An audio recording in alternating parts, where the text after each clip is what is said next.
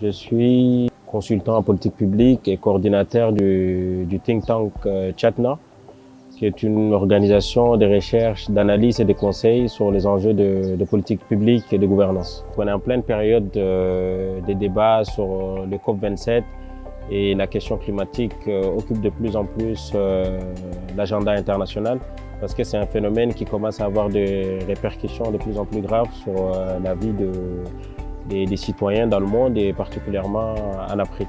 Donc l'idée étant de sensibiliser sur les statuts des migrants climatiques. On ne peut pas parler des réfugiés, mais on parle des migrants climatiques parce qu'ils n'ont pas encore un statut au niveau international. Alors que le phénomène climatique provoque de plus en plus de déplacements qui touchent beaucoup des familles, en Afrique particulièrement. Et les estimations tendent vers plus de 80 millions de foyers touchés par ces phénomènes d'ici 2035. Donc l'idée étant de sensibiliser les États sur ces phénomènes-là et la population de manière générale et essayer d'inciter à ce que les gens prennent de plus en plus de mesures pour essayer de limiter les conséquences de ces phénomènes sur la vie des citoyens dans le monde. Les conséquences sont en ce moment visibles au Tchad parce qu'on a connu une période de fortes inondations et de pluviométrie. Il a beaucoup plu au Tchad, donc ça a causé des déplacés. On le note aussi à travers l'assèchement du sol et donc ça réduit un peu le rendement agricole.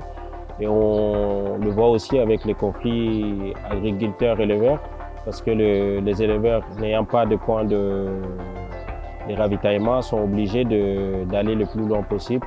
À l'heure actuelle, on parle selon le Bureau de coordination humanitaire des Nations Unies, on parle de plus d'1 million de personnes touchées au Tchad, avec plus de 200 000 foyers touchés par ce phénomène-là, parce que les inondations, et on constate plus de 80 000 personnes réparties sur les différents sites d'accueil qui ont été mis en place par les partenaires techniques et financiers du Tchad et le gouvernement tchadien. Donc c'est un phénomène qui va avoir de plus en plus d'impact au Tchad et en Afrique, et les États doivent être de plus en plus dans une position d'anticipation et mettre en place des mesures, pas des réactions, mais des mesures qui prennent en compte pleinement ces phénomènes et qui s'inscrivent sur le moyen et le long terme. On a une agence nationale de météorologie. Elle doit être outillée pour pouvoir justement prévenir sur ces phénomènes-là en coordination avec les autres agences dans le monde. Et donc l'idée, c'est que les États doivent se préparer pour ça, les Tchad en particulier.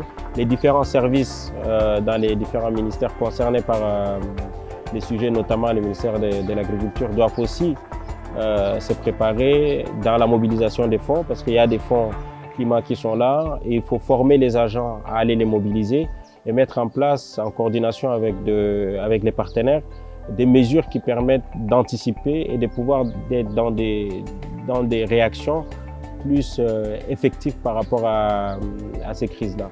L'impact sur la vie des citoyens est plus important aujourd'hui. Tous les déplacés, ça a perturbé l'éducation de certains, ça crée des problèmes de santé pour d'autres.